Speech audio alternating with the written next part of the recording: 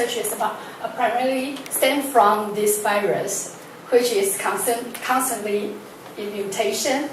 And so once if a virus mutated into a new strain, then the scientists could acquire a monopoly over this for at a minimum period of 20 years. In other words, in these 20 years, there's very limited access to this medical technology. And as you know, the virus mutate every month or every year, and so there's no point. It's just like a dilemma human made into this trap. So my interest would be to explore the relationship between IP and risk regulation. So my argument is we need to adopt a risk factor in IP lawmaking. And today, as I think I'm a minority here, I'm the only lawyer here, so I need to make some introduction and some terminology or interpretation. Also talk about my methodologies, and we could also explore the dilemmas or paradox within this context, and I'll also introduce some recent development and the way forward. So some of the keywords that is precautionary approach could be applied in the IP policy making in terms of that each member state of WTO or WHO, they are entitled to adopt a more cautious approach to health protection. In other words, with regard to patentability, the test of patentability or compulsory licensing, they have the full entitlement or sovereignty to exercise the flexibilities in TRIPS agreement. And with the precautionary approach is particularly relevant with the risk regulation framework in international law, for example, the regulation of biotechnology. And international risk regulation has already developed as like 3 elements of risk analysis. It could include risk assessment, risk management, and risk communication.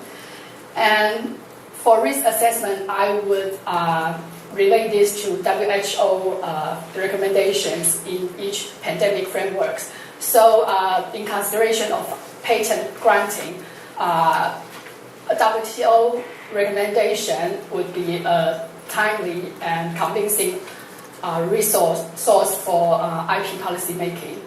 And in terms of risk management and risk communication, I would contend a bottom-up approach to IP.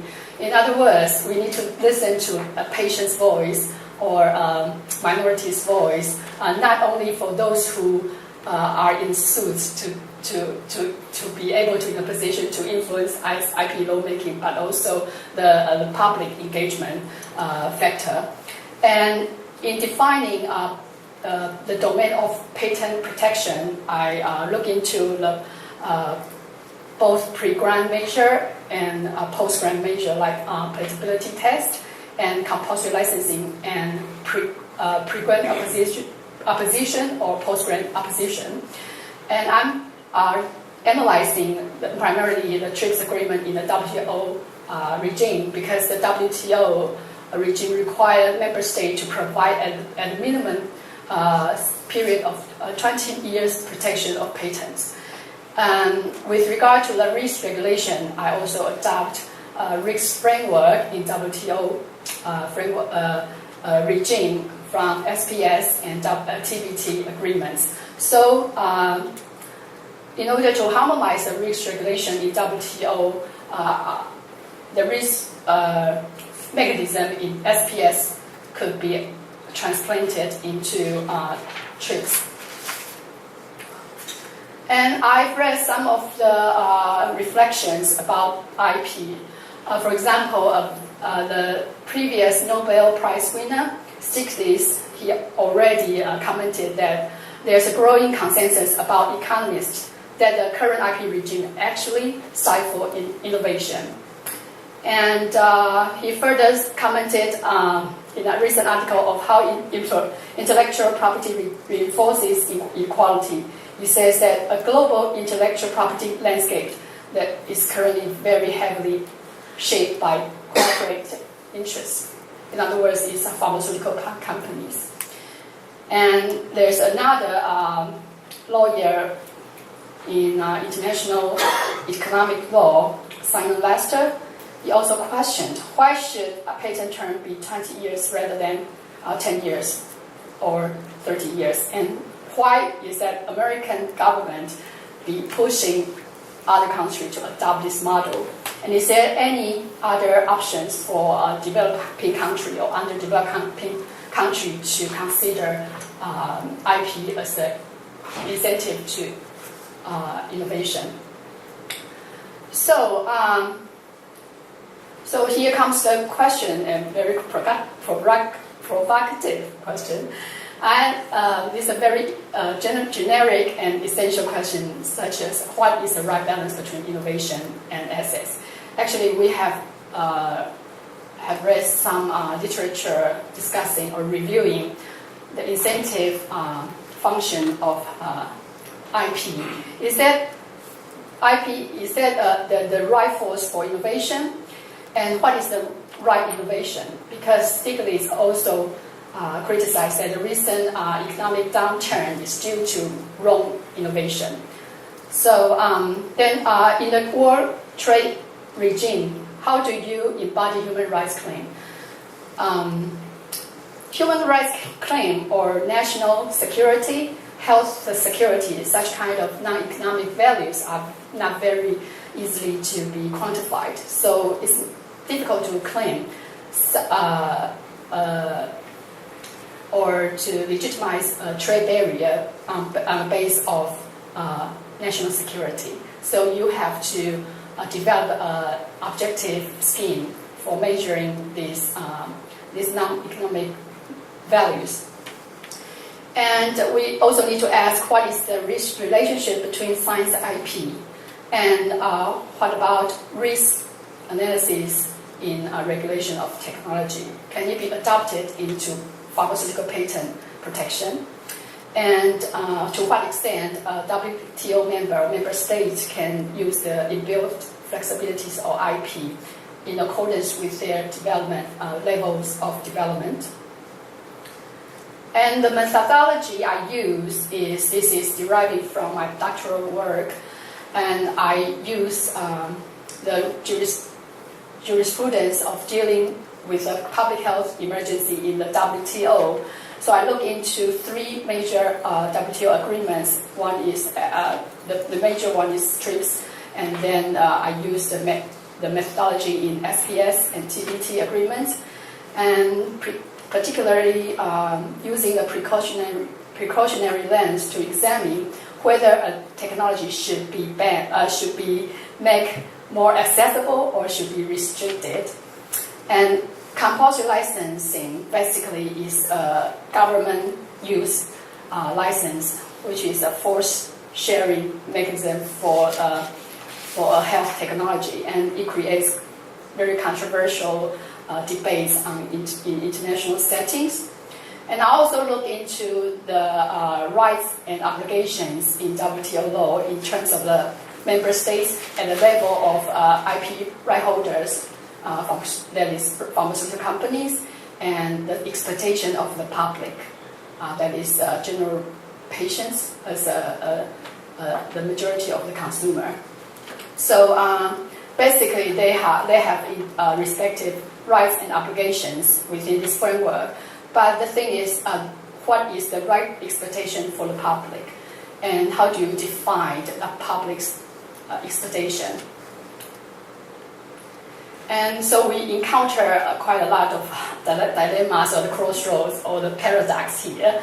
So the first one is the more useful or the more essential a technology is, or the more useful a pharmaceutical drug is, then the chance of being force sharing is higher. So in other words, if you come up with a very good product, then the risk is higher. And in the WTO global free trade framework, technologies are normally assumed safe until proven otherwise. So this is in terms of burden of proof. So the complainant party needs to prove that the medical technology is not safe, so that it could be in a position to oppose to that technology. So the same rationale is that the risk factor or virus or risk, health risk is assumed acceptable until it is proven otherwise. For example, a pandemic won't be seen as a potential threat until it reaches alarm from WTO pandemic phase alert. And there's another technical question that we are in a dilemma in is with the recent compulsory licensing of the Indian government, they issue the compulsory license based on the local working requirement. So there's also a debate over whether a local working requirement will facilitate or deter international technology transfer. So I think this balance needs to be very delicate addressed too. And another dilemma is traditionally a property law framework has been very focused on the stability. But if we adopt a organic or a sustainable concept to IP, which means we have to adapt the scope of protection in accordance with the virus mutation, that would probably bring challenge to the traditional framework. 10 minutes. Okay, so Novartis case, the judge says the same patent law needs to be applied in different manner, in at different level of development. And the recent India compulsory license, and the focus is local working requirement, and the other focus is a differential pricing for different class of public. And then they pick up the differential pricing in another public consultation recently. And there's also post-grant opposition in the Myriad case. So the Brazilian government also is now currently revising its patent act. So this document will be released in August. So we can keep an eye on this. Basically, it's now kept the patent protection at 20 years, and also adopt a stringent patent regime. Also reject data exclusivity, and outlining the criteria for government use.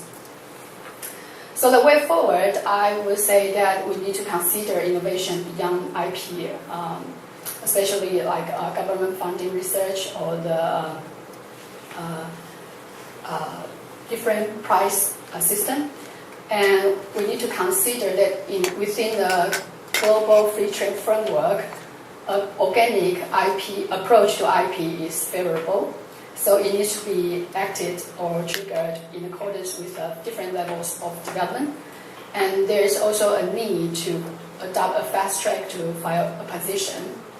So with regard to fostering an organic approach to IP, I would suggest that there will be more research to be done with regard to incorporate patient as citizen involvement in innovation. Okay, thank you. And this my research will be published in the article and a book coming up in next year. Okay, thank you.